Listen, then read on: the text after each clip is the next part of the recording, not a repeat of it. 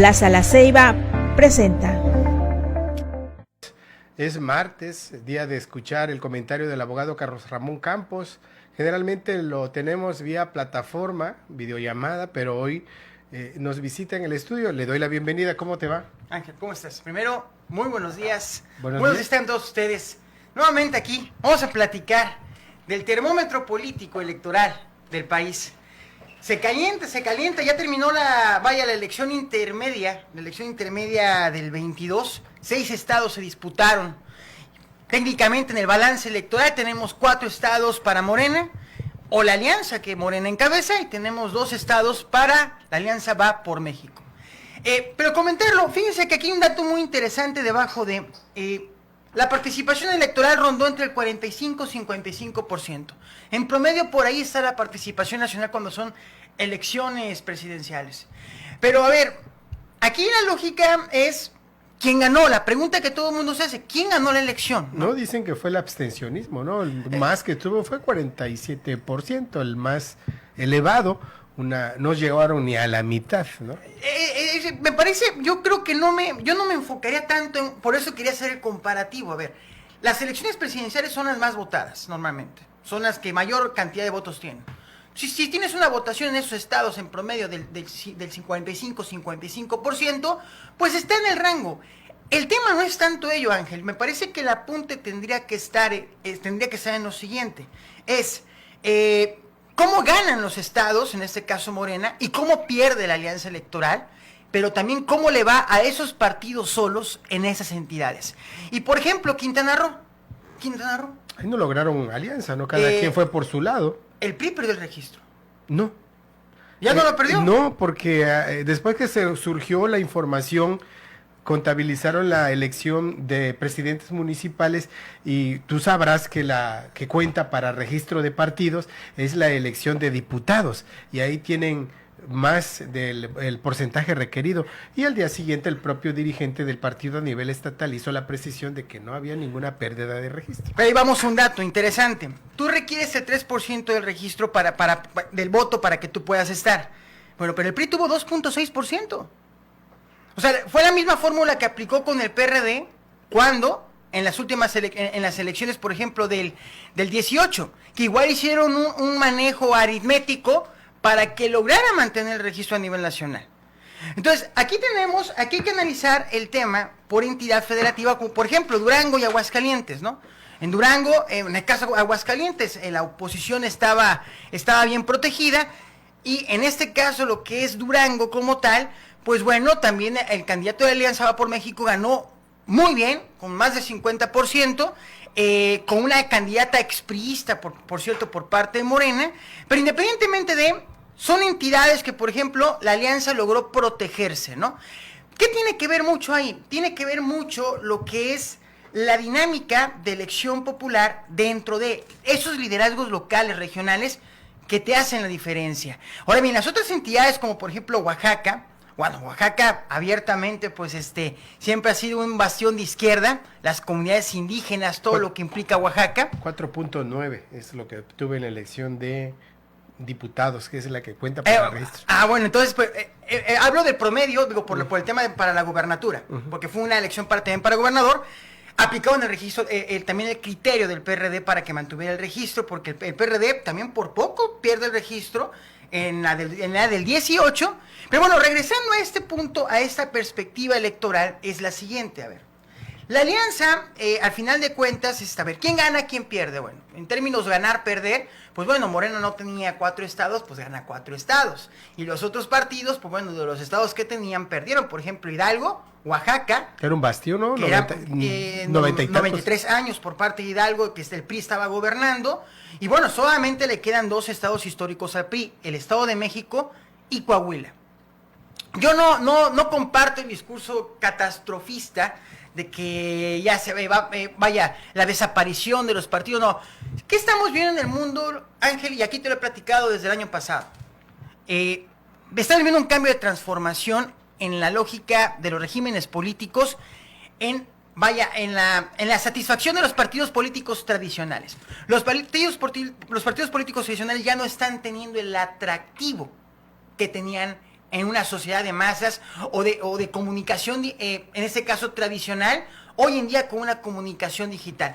La gente se está informando mediante otros aparatos, está teniendo, el mercado electoral en pocas palabras está cambiando. Y estaba leyendo una cifra de Alejandro Moreno, del Financiero, muy interesante, que hablaba que el 54% de la gente no tiene partido político.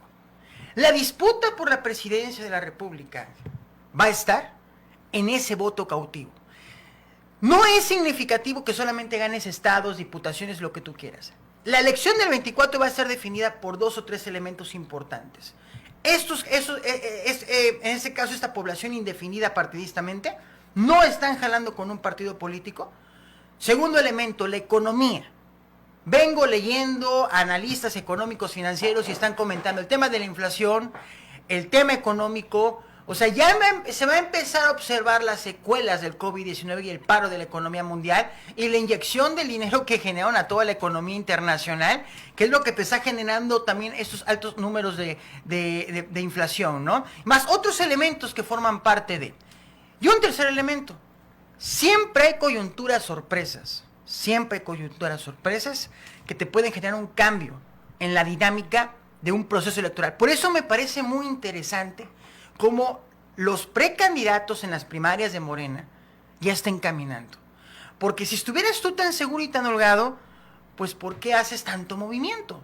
La ansiedad es signo de inseguridad, mi estimado Ángel. La ansiedad es signo de inseguridad.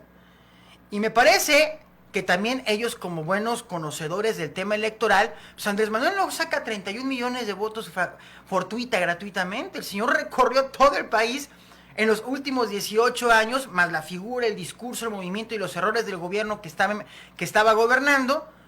Hoy en día, el electorado vota y vota. Vota con B chica y vota con B grande. Y, bueno, insisto, las coyunturas económicas, políticas, se pueden presentar en el corto plazo. Y todo puede pasar, ¿eh? Todo puede pasar. Y eso sí, lo que estamos viendo también es que no hay una oposición que genere un peso genera un peso para un contrapeso en la lógica que se está viendo. Y inclusive hay gentes tradicionalistas dentro de los partidos que están comentando, algunas gentes, por ejemplo el PAN, estaban comentando que al PAN le iría mucho mejor solo que con una alianza. Sobre todo por la crítica que se ha desatado y esta guerra en la que se encuentra inmersa el dirigente nacional, del PRI, Alejandro Moreno Cárdenas, con esta serie de audios que previo a las elecciones se estuvieron ventilando. Él dice que fueron editados, que ya está certificado de que fue un montaje, pero obviamente palo dado ni Dios lo quita. Exactamente, y yo lo que, gracias porque me llevas a las dirigencias nacionales, el PRI, el PAN, el PRD, bueno, ni se diga. Y no es una opinión en contra de los dirigentes o de las dirigencias, porque son comités ejecutivos nacionales. Ellos son presidentes, pero hay un comité ejecutivo. La lógica es una lógica colegiada, orgánica, para organizarse y tomar direcciones dentro del partido. Aquí el tema es, mi estimado Ángel, es que un partido está para ganar elecciones. Y cuando pierdes es porque algo falló en tu estrategia electoral. No porque hayas retenido 2 o porque hayas rescatado el registro, no. Tú perdiste elecciones. Entonces tú tienes que rendir cuentas por las elecciones que no sostuviste, porque tú eres el dirigente del partido. Lo más responsable aquí sería, y hay liderazgos históricos, de personajes históricos en esos partidos que cuando no les ha ido bien, por ejemplo, han dicho, dejo el cargo de la presidencia. Pero bueno, obviamente aquí la lógica es distinta porque están partiendo de una ética política muy distinta a la que estamos platicando, que no es un deber ser, sino es como son las cosas para ellos. Entonces, ahí viene un gran conflicto interno en el sentido de, yo creo que las militancias tienen que recuperar su poder, aquellos que se dicen revolucionarios, pues que tomen la bandera de la revolución y realmente generen una revolución dentro del partido antes de aspirar a una revolución o una neorevolución mexicana. Y en Acción Nacional, pues bueno, que tomen la acción de realmente decirle al dirigente, señores dirigentes, necesitamos un discurso de contrapeso realista para poder competir en las elecciones que vienen. No veo en la oposición, en estos partidos, una figura que pudiera hacerle contrapeso a quien quieras de Morena. Es una marca muy posicionada, quieras o no, aunque no esté el presidente, aunque no compita el presidente. Y bueno, escuchaba una entrevista hace unos días de Alejandro Moreno y dice, no, yo no me voy porque yo fui electo democráticamente hasta por 4 años. Hoy va a tener una reunión con ex dirigentes del partido que la han solicitado, pero ya veo que hay una terquedad en quedarse ahí a pesar de los pesares. Allá ellos, ¿no? Allá ellos. Pues allá ellos, porque a ver, insisto, la lógica de los partidos tradicionales está perdiendo fuerza social en las democracias occidentales. Veamos el caso europeo, cómo fueron las internas ahorita de Francia para la asamblea legislativa, cómo fueron las presidenciales, qué está pasando en Colombia, se nos está olvidando. En Estados Unidos, si bien no hay un cambio de partidos de nombre, ideológicamente, internamente, Trump ya tomó ideológicamente al partido. Trump va a ser candidato en el 24, y es con la ideología, la doctrina política de Donald Trump. Entonces, estamos viendo tiempos de cambio en lo social, con un impacto en lo político partidista, y me parece que las dirigencias, es muy importante, Ángel, eso destacarlo, se quedaron en el manual antiguo de hacer campañas políticas. Porque yo cuando veo a un dirigente y me habla de un tema, por ejemplo, el caso de la reforma eléctrica, era el momento de coyuntura importante para que los partidos se definieran discursivamente. No lo hicieron. ¿Sabes qué era lo que hacían?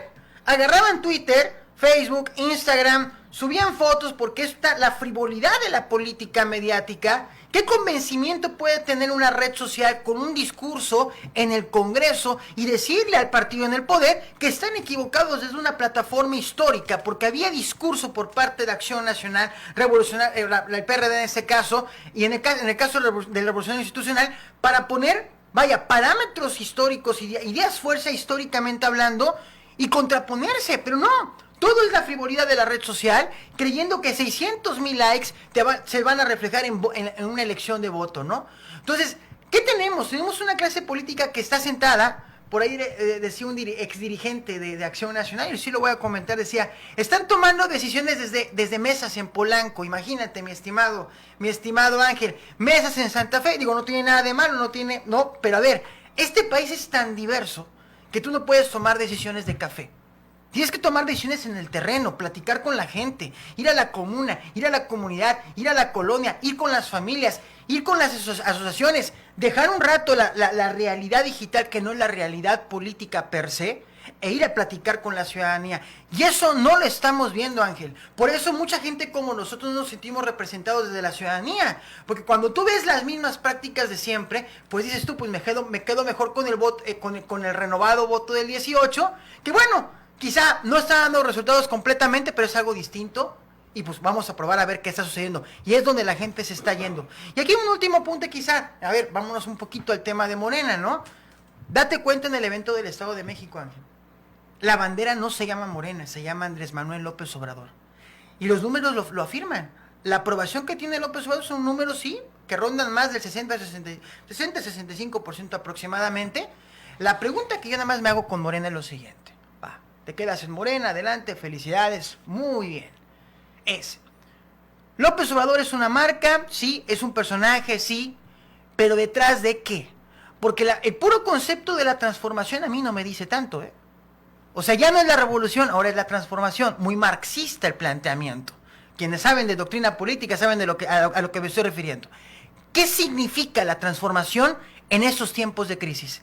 Porque la transformación que ellos propusieron en el 18 no es aplicable para el mundo post-COVID que se está transformando, deconstruyendo, dirían los internacionalistas, ¿no? Entonces, ¿hacia dónde va el discurso político de Morena? ¿Y cómo van a adaptarlo a la neorrealidad social que estamos viviendo? Pues ahora sí que habrá que ver, pero como mencionas, en la marca, la gente comúnmente está muy contenta con el actuar del presidente, y lo que diga el presidente, aunque vean todo lo contrario alrededor, no importa. Entonces, es un nicho de oportunidad para la oposición.